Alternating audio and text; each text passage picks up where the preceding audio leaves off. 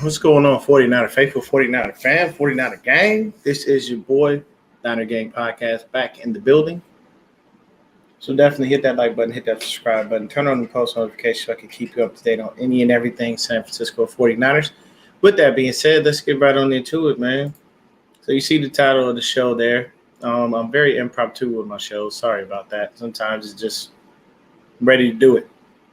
So what's going on, Brandon? This is just basically a show based on our free agency and what we've done up till now, which hasn't been much, but we still want to look at the landscape of the NFL, take a look to see what they've done and how we can actually go ahead and try to capitalize off some of the things that are happening. But currently right now, unfortunately, we haven't done much of anything. So that's the hard part. We're just looking kind of to do some things. We did sign a defensive back, which we as a fan base have been bugging the franchise to do. So they did. They went out and got a guy, Charvarius Ward. He is from Kansas City. And there's been a little bit of chatter about this guy. We gave him a 3-year, roughly around like $40 million deal. So he definitely seems to be worth every penny. I'm assuming they're going to line him up next to Mosley. We'll definitely keep Ambry Thomas for depth purposes. And, you know, we still got Deommodore Lenoir there. So now we technically have 45 backs. 45. Technically, we have 4 defensive backs. I have no idea why I said 45. But, Brandon, I dropped a link in there. If you got time, you want to come hang out with your boy, unless you're working. So, basically, I am trying to figure out exactly what we're doing, but then again, you never know. So, let's take a look at the agents, the salary cap space, and a couple of things. Now, this is per the guys over at 49ers Web Zone. The number below is from over the cap and may not include most recent details. Those cannot be factored in until the contract structures are known. So currently, as of March 14th, we have $9.6 million in cap space.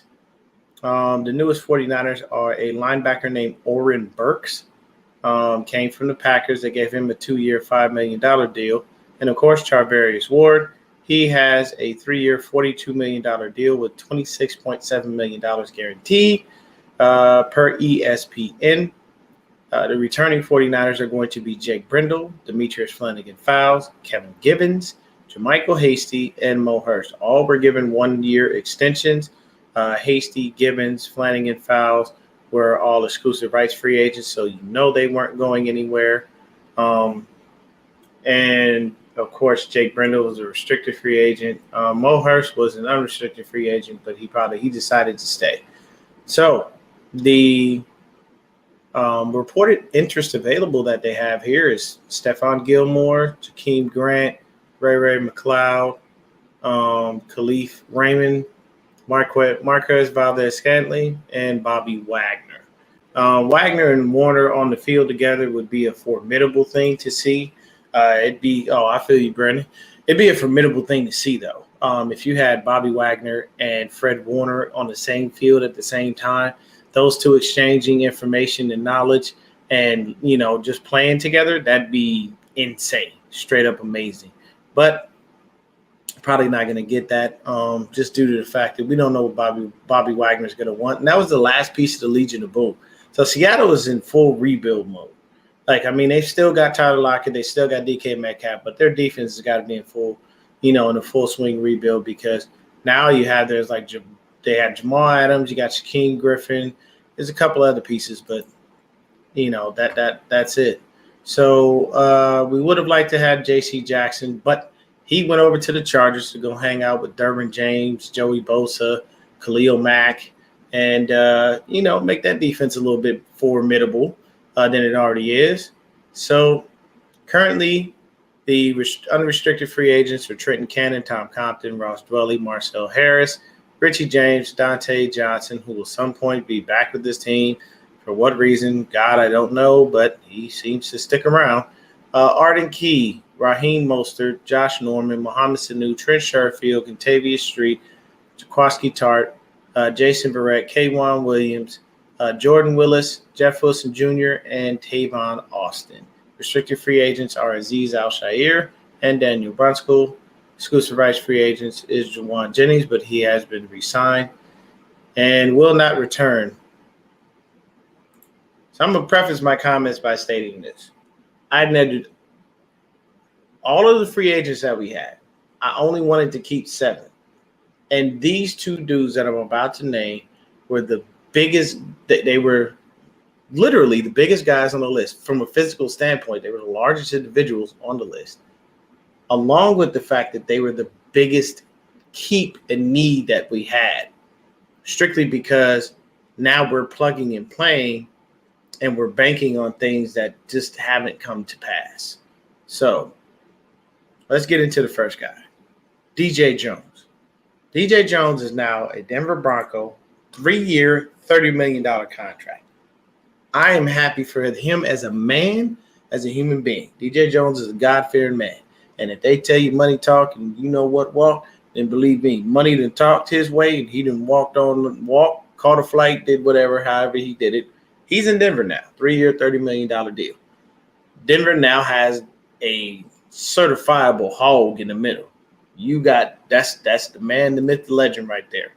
DJ Jones isn't the greatest nose tackle to ever play football, but I can tell you right now, you ain't running up that gut on him. Don't try that stuff. Nope, it ain't gonna work. So the other guy, and this pains me to say because this is just confusing as it is, Laken Tomlinson. Laken Tomlinson is with the Jets on a 3-year, $40 million deal. That is fantastic for Laken Tomlinson. I am extremely happy that that man got his money. But why we couldn't just get rid of Jimmy and D Ford and go ahead and break Laken off some money, man? We got to break Laken off. Nick Bosa coming up in about 2 years after we go ahead and grab his 5th-year option. Deebo Samuel was literally, this is his last year, and then we need to go ahead and give him some money. And if we allow him to play out this year without re-signing him before the new season starts and he balls out like that again, it's only going to drive his contract through the roof. And then unfortunately, there's a receiver by the name of Davante Adams who is most likely going to reset the receiving market once he receives a new contract, if he receives a new contract from the Green Bay Packers, who have currently franchise tagged him, and he has stated he will not play under the franchise tag. He wants a new deal, and he definitely ain't looking for no chump change. Davante Adams is said to be asking for anywhere between $20 to $25 million. So, if Davante Adams gets that much, our wide back, Deebo Samuel, definitely going to come in asking for a nice little bit of change, because he's been out there playing. He went out there on that field and he boogied. He got down in every way you can. He came out the backfield. He was a receiver. He did the end arounds, jet sweeps, whatever you want to call them. He did everything you could think of for this team outside of punting and kicking field goals. And I'm pretty sure he would have been able to do that too if we'd have told him. So the main issue with that is once again, when you start paying certain people and certain people don't get paid, then now we got to figure out where the franchise goes as far as money is concerned. So at all those free agents that we got, we have been talking to Raheem Mostert's agent about a possible return. I haven't heard anything about any of these other guys. I would have loved to have kept Arden Key. Hopefully he could come back, because Arden Key was a valuable piece of the puzzle when we were out there. So I would definitely love to have Arden Key back. The other thing that we're definitely going to need is we're going to have to figure out what we're doing with this offensive line. Daniel Brunskill is currently a free agent. He's he was our right guard. And currently Tom Compton is a free agent, and he was our right tackle. And I don't know. Though Daniel Brunskill is a restricted free agent, I mean, if they give him enough time, he can walk and go sign wherever he wants, possibly get himself a nice lucrative deal. He's better at tackle than he is at guard. But right now, we're basically waiting to see what's happening with Mike McGlinchey and his injury. Um, we don't know how he's going to be. Coming off of, I believe it was a hamstring tear. That's a lot, especially for an offensive lineman. Now, we all know Mike McGlinchey is a better run blocker than he is pass blocking. And, I mean, a full tear where the muscle comes off the bone, like his injury was pretty tough to get through. And as an offensive lineman in this type of scheme, you have to be as athletic as possible. You can't be stiff. If you're stiff and you're a mannequin, you have no business in this scheme because Kyle Shanahan requires his whole offensive line, first of all, to be universal by playing as many positions on the line as you possibly can, and to be flexible literally by being as athletic as possible, moving around, the pulling, the stretching, all of that stuff. Everything goes hand in hand with this.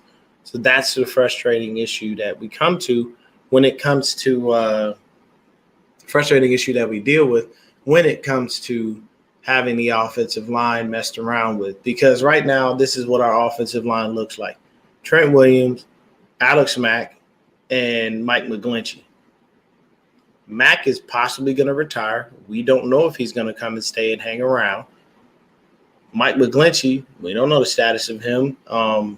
I can guarantee you right now, if anybody asks John Lynch, we're going to get the same old bullshit.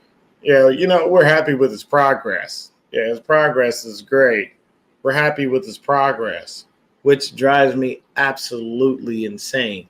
I have no idea why we have to keep hearing these same bullshit things come out of people's mouths. Like, nobody's straightforward. And I get it. You can't show your hand or play your hand in the league as far as that stuff is concerned. But at some point, you could at least be, transparent about what the hell is going on. It's really annoying when every time you hear something, it's always, well, we're happy with this progress. There's a lot going on, right? Like, I don't need you to give me the old DC dip and twirl. Don't dance around the fucking question. Answer this shit straight up. You know what I mean? Like, what is the status? We've heard nothing on Mike McGlinchey. Nobody knows a damn thing. So that's going to be a big issue. But right now, that's currently what the O-line stands at. Because we have no idea who Aaron Banks is. You know why? They barely let him play. That man barely even suited up for a game. And from what I hear in practice, he was stumbling all over his feet. He wasn't getting things down. So that's another question mark. And it's frustrating because we need to make sure that this line is perfect for Trey Lance. And then, speaking of Trey Lance, that's the other thing. Jimmy Garoppolo is still a 49er, people. He has not been moved. I have no idea why. I don't know what they're doing. I don't know why this franchise likes to drag their feet and take as much time as they possibly can when it comes to getting rid of the guy. Like, just get him out of here already. I heard somebody offered them a second-round pick for him. Why would you not take that? That's well more than he's worth. That man been here 4 years. I'll say about 3.5. Because he only played the last quarter of 2017. He played about 6 games. So Jimmy Garoppolo has been here for 3-4 years? And he in the only healthy seasons that he's had, he's went to a Super Bowl and the NFC Championship. And both of those playoffs runs were powered by the run game, not him. And then in the Super Bowl, all of a sudden, Jimmy Garoppolo needs to become a quarterback, and you want him to start throwing the ball? Don't make no sense. When we needed him to make a play for us when we were in the playoffs, and we had the opportunity to try to drive downfield to be able to win this game against the Rams, he couldn't do it. What did he do? Getting sacked. He decides to throw the ball like a dumbass. And what happens? We all fumble. But he threw that interception, and we knew that interception was coming, and that was the sad part. So the number one thing is Jimmy is still here. They didn't cut D Ford. They restructured his contract, and that's what got us to $9.6 million. But the main issue with this is you give an injury-prone player injury clauses in his contract. Why? Why wouldn't you make his contract incentive-laden? Why would you not make it to a point where it says how many games you play? Like how many games you actually suit up, how many snaps you play. All of these things should have been in that contract so we could save money. But obviously, Parag Marate wasn't the wizard that I thought he was because he didn't do that. Why would you give an injury-prone player injury clauses to help them get money for free? Dee Ford's been here 3 years and couldn't tell you how many snaps he's played. He played off and on in 2019, sparingly. And he did help us get to the Super Bowl. But after that, nothing. Now, I get it. When he's on the field, you love him. You love what he brings to the table. But the issue is he's never on the field. So that's part of the problem. Dee Ford sitting here sucking up cap space, and we keep restructuring, kicking the can down the road for what? At some point, you have to start realizing, and that's the issue with this franchise in the front office, you got to start realizing when it's time to let go. Held on to Dante Pettis too long. Held on to Jalen Hurd too damn long. Holding on to Dee Ford forever. Held on to Kentavious Street for God knows how long. These are the problems and issues that lie in this front office. Y'all need to stop holding on to these injury-prone ass players and learn how to structure the contracts so that you make out like a bandit and not the actual player. That's the job of the front office, to save the owner as much money as possible. Now, do you want to go ahead and make sure that you pay your players so that people want to come and play for you? Yes, but you want to pay for people that can be on the field, not for people that's going to be on the sideline sucking up cap space in a roster spot. It just doesn't make sense. Now, I understand all the issues with cutting Dee Ford and injury clauses, and the same thing now with dumbass Jimmy Garoppolo. This punk motherfucker supposedly handled everything perfectly fine. Oh, Jimmy's the consummate professional. You know, he handled this Trey Lance thing just fantastically. He was great. And at the end of the season, what do? When you know that we got to get rid of your ass, you and your agent come out and say what? Oh, man, you know, he got to have shoulder surgery. We ain't gonna worry about the thumb, but that shoulder's busted. It's been busted for a while. You know, he just played through it. So you mean to tell me that he most likely has been injured? We most likely knew it. And we forced him on the field because you guys didn't have enough faith in Trey Lance. We went 10-7 into the NFC Championship.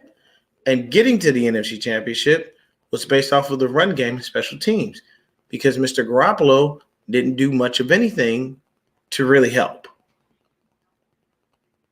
So someone please explain to me why we still have him on our roster. There isn't anyone that can. And that's what really kills me, is that we're not even trying to move him. Like, I've heard nothing on the Jimmy Garoppolo front, not even an inkling. I mean, all I hear is all of the same basic ass rumors. Well, maybe New Orleans, maybe in Indianapolis, maybe here, maybe there, but nothing concrete. Like, there's not a guy out there that's come out and said, Jimmy Garoppolo is being traded to here. That's where he's going. It's in principle. It's set in stone, blah, blah, blah. The issue is, what do you get for him? Why? He just went and had surgery, so nobody's going to be able to see him throw. You have tape. You know what he is. It's not really like you need him to throw. But at the end of the day, they say that's a 16-week recovery. 16 weeks is 4 months. That means he ain't going to be ready till training camp, if that. So these are things that you come in and you think about and you go, you know, now I see that you just basically really were a sourpuss. You had to stick up your ass, and you decided to screw us in every way that you could by making sure that you postponed this damn surgery until now. And the team seems to be trying to find the best possible trade partner. Bro, me personally, I know a lot of people are looking at it from an open perspective. Me personally, I need this dude off my team, and I need that money off the books. We don't ever really play big in free agency. We truthfully don't. This signing of Charvarius Ward and the money we just gave him, as I previously mentioned, was probably the biggest signing we've had over the last couple of years, outside of Quan Alexander and possibly Dee Ford. But it doesn't make any sense why we still have those two guys here. I mean, at a bare minimum with Dee Ford, trade him. Somebody will be a sucker. I mean, find a way. You know, the issue with trades is that you have to pass the physical for the trade to go through. And that's what's killing me. You know what I mean? Jimmy can't pass no physical with a bump shoulder out for 16 fucking weeks. So then teams have to agree in principle to the trade. So it just didn't make sense, man. It royally fucked us. And I don't like any of it. I don't like the fact that they're dragging their feet on this shit, that we as 49er fans have to suffer through this crap during the offseason, while there's some people out there that'll be like, man, you know, everybody does this every offseason, but we clamor for our teams to make moves because we want them to get better. We don't want to be stagnant and just hang out and do nothing, you know, and that's what's killing me, man. We ain't doing much of nothing. I mean, look at exactly what I just said right now. Look at what we've done. We brought in some dude named Oren Burks, who I don't even know who the fuck this guy is. And we brought in Charvarius Ward. Now, I mean, from the tape, from the PFF, everything says this guy is a great dude. He's going to be awesome. But then I hear from an actual fan up in KC, not good in zone coverage. He's all right as a man. Like, it's different. So hopefully he works out. But right now, this front office is really dragging their ass on what to do. There are lots of free agents out there. There's definitely cap casualties that are going to continue to happen throughout this offseason that people aren't able to restructure. Some teams are still in cap hell. It all depends. You know, right now, with us having that 9.6, it's not a lot. It's definitely not a lot. Yeah, Jerome, I feel you, man. I don't want another season of Jimmy Garoppolo. Not by any stretch of the imagination do I do. But I'm starting to feel like that's the only option because you can't keep waiting until the draft. So don't wait out freaking free agency and say, okay, everybody's made their moves. Now it's draft time. Because we all know Deshaun Watson basically got cleared. Now it's all civil suits. Civil suits only mean one thing. Give me some damn money for my pain and suffering. You know, and I'll say this. I said this before, I'll say it again. I'm not victim shaming anyone that supposedly went through whatever they went through. I don't know. I wasn't there. But from the evidence that I have before me, it looks like a fucking money grab. I'm sorry. Y'all all sat up there and had all this evidence and everything under the sun and all this and that, but then randomly a jury decides to throw it out. It can't be just because Deshaun Watson got money. He's black. 9 times out of 10, the first chance that the federal government gets to make an example out of a high-profile African-American who's actually rich in this country, they're going to jump at the fucking chance. Look what they did to Michael Vick for what he did with, you know, what he had going on with the situation where he wasn't even at the house. But because it was his house, he was charged. And they gave that man real hard time on something that technically in that state, if I'm not mistaken, I believe it was Virginia, in that state is a fucking misdemeanor. That's a slap on the wrist and a fine. But he went and did hard time in fucking Leavenworth. So, you know, it just don't make no sense. And yes, you're right, Jerome. It's funny how it came out when he wanted to leave. I believe that was all orchestrated by Bob McNair. You know, he's a piece of shit as an owner anyway, still running his mouth, talking about the inmates can't be running the asylum, but he still has a franchise. But that's neither here nor there. So I am a little frustrated still because we have dragged our feet in free agency. We didn't have the money to begin with. We started out with like just under $3 million. And then the cap increased, and, you know, we had to do some restructuring, and now we got 9. But it's just it never makes sense to me how they'll allow people to walk, and these are, you know, cogs in the machine. I get it. Sometimes you just can't match the money. I truthfully understand it. But Laken Tomlinson did a fantastic job for us next to Trent Williams. And I'm going to tell you right now, I want nothing to do with Jimmy Garoppolo. We are playing around with this offensive line, and there is new shit going on, and I don't even want that to happen to Trey Lance. Because I'm going to tell you right now, if you plug Aaron Banks in at left guard, who you plugging in at right guard? Jalen Moore, Colton McKivitz, Jake Brendel? Like, who are you plugging in at these positions? We're going to need backups. These are the things that the franchise does that aggravates me because we can't get it. Like, they don't do things right. Don't get me wrong. You're not always going to have a starter behind your current starter. It doesn't always work out that way. Usually the people on the bench or who are second or third string, they're typically there because there's somebody in front of them that's better. But you still want to have them there to be able to do the job that the other person can't for at least a small period of time. You got to be prepared for injuries because they do happen.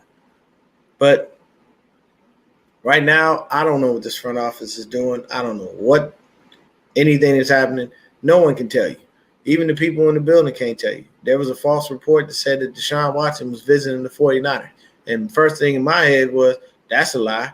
And the reason I know is because there's nothing we can give them. We can't get a Houston Texans shit. We don't have a first-round pick this year or next year. So the only thing we can do is try to package a bunch of top-notch players to leave and go to Houston to try to give them something. So we definitely wasn't doing that. We would have had to probably give up Trent Williams. I guarantee you that. Most likely they'd have wanted George Kittle. They probably would have asked for Fred Warner along with it. So that right there just didn't make sense to me. The other thing as well, we haven't figured out what we truthfully feel is the best course of action when it comes to a lot of the players. Dee Ford, namely the number one guy, guy don't want to do what he's supposed to do, man. He can't never stay healthy. He can't get on the field. And this franchise, for some ungodly fucking reason, thinks that it's okay for us to sit there and wait on him as if he's going to magically heal and get up, and rise on the third day like Christ or something. It don't make no sense. Next thing is we could look at the landscape of free agency. Take a look and see where some of the big names have landed. Now, I already told you that, the Chargers got a lot better on defense. Adding Khalil Mack on the opposite side of Joey Bosa and throwing J.C. Jackson in that defensive backfield along with Derwin James and I believe it's Casey Hayward. Man, that Asante Samuel Jr., oh, Lord. That just, look, man, they got some serious dudes. I'm telling you right now, the AFC West, my bad, is gonna be competitive because along with the other trades, what happened? Russell Wilson was traded to the Denver Broncos. They gave up a haul for him, but they still got him. So now in the AFC West, you have Derek Carr, you have Russell Wilson, you have Justin Herbert, you got Pat Mahomes. That is a formidable tree of quarterbacks, consistent. All of them do their job. All of them try their best to get where they got to go, and they do what they got to do. You can't knock that. That is a serious, serious situation there. So let's take a look at some of the free agency trackers. So one of these things. So Panthers signed running back Deontay Foreman. He was previously with the Tennessee Titans. The Colts are expected to re-sign their right tackle, Matt Pryor, give him a short-term deal. Texans expected to keep Laramie Tunsil, even though trade interest was there. The Giants are supposed to sign Tyrod Taylor. Panthers are re-signing defensive end Marquise Haynes to a 2-year deal. Cowboys, Browns, and Rams in the mix for Von Miller, but Von wants money, so it's going to be a little bit of time before you see anything. Von Miller wants that bread. What did you say? Jerome says we need to get that O-line together. It's a patch job. Armstead would be nice. I mean, yeah, we do have to get the O-line together because basically we're missing a left and right guard. We have neither right now. from a contracted standpoint, we do not have a left or right guard. So next guy up. Let's see here. The Vikings signed Jordan Hicks. Texans re-signed Desmond King to a $7 million deal. Colts are signing another cornerback named Brandon Facyson. Let's take a look. Titans signed safety AJ Moore to a 1-year deal. Steelers are signing Levi Wallace, defensive back, to a 2-year, $8 million deal. Patriots have looked at trading for La'el Collins from the Dallas Cowboys. Chargers are releasing Brian Bulaga. Buccaneers signing Russell Gage to a 3-year, $30 million deal. Falcons release defensive tackle Tyler Davison. Trade. Patriots are trading offensive lineman Shaq Mason to the Buccaneers. Chargers tender wide receiver Jalen Guyton and offensive tackle Storm Norton. Texans are re-signing Farrell Brown to a 1-year deal. He's a tight end. Colts re-signing linebacker Zaire Franklin to a 3-year, $12 million deal. Let's see here. Jaguars extending the contract of Terry Godwin. Jets agree to terms with safety Jordan Whitehead. Lions re-signing wide receiver Khalif Raymond. So there's just a variety of things going on in the NFL, and a lot of these top dollar signings, they kind of happen pretty quickly. Khalil Mack, Russell Wilson, J.C. Jackson. So those are some of the names that people were looking at and definitely taking notice of when it comes to the free agency market, because those were some of the top names that were actually there. So the Bucks, that in that trade, they sent the 5th-round pick to the Patriots in exchange for Mason. So let's take a look here, because I did see the compensatory picks. So we want to see what the full scope of the compensatory picks are and how many we'll have. I believe we have 9 picks overall, if I am not mistaken. So let's take a look here. San Francisco, we get 1 3rd-rounder. Actually, we get, I apologize, I'm assuming that's 3. I guess we get 3 3rd-rounders.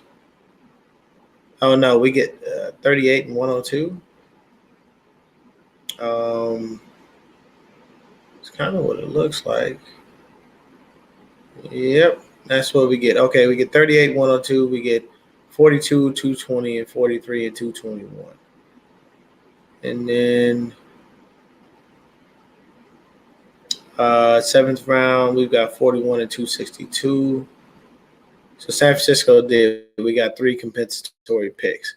And part of those compensatory picks is that we found out that we had a black coach on our staff that nobody knew was black outside of people in the organization till he decided to bring to light that he's multiracial, a.k.a. Mike McDaniels, when we didn't even really know he was a brother. Then somebody found a picture of his dad and his mom, and, he definitely pops as super light skin, which ain't nothing wrong. I'm light skin gang all day. But the crazy thing is like, we didn't know this. He doesn't speak necessarily about race, and that's his prerogative. I completely understand him. I get it. But we need everybody who can speak about it to be about it. He didn't necessarily bring it to the forefront. It probably won't ever be brought up again. And I've said this before, and I'll say it again, that the hard part about this is he is married. He does have a little girl, but his wife is white.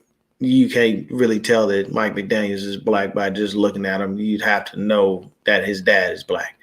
And if he's walking around using words like biracial, that means he doesn't really care for the fact of a lot of his blackness, because people will tell you that they're black. I mean, I'm multiracial myself. I have, my background is very, very different. But I am black.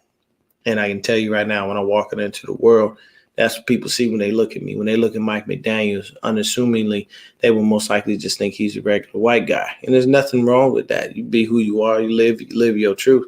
The only thing is that little girl gonna know that? I question that. I don't really think she's gonna know. She's gonna go to dad and, hey, am I multiracial? And like when you use words like that, to be honest with you, in the black community, we kind of look and go, that guy. And I'm just keeping it a buck because we're not trying to judge people, but at the same time, it's like you never really dealt with the things that we truthfully deal with because people don't know. And you don't really say anything and you don't put it out there. You just kind of let it fall by the wayside. So it's understandable. Everybody's got their own prerogative. Like I said, using a word like multiracial, and nobody's going to know you're black, bro. What the fuck? Like nobody listens to that. I'm sorry. I know for a fact people don't subscribe to things like that. But either way, man, right now we have nothing to go on. There's nothing really popping for us as far as the draft is concerned. It really sucks. We got 3 compensatory picks because Mike McDaniels did leave. We've got some really big names in free agency that were signed. Obviously not by us outside of Charvarius Ward. But the rest of the offseason remains a mystery.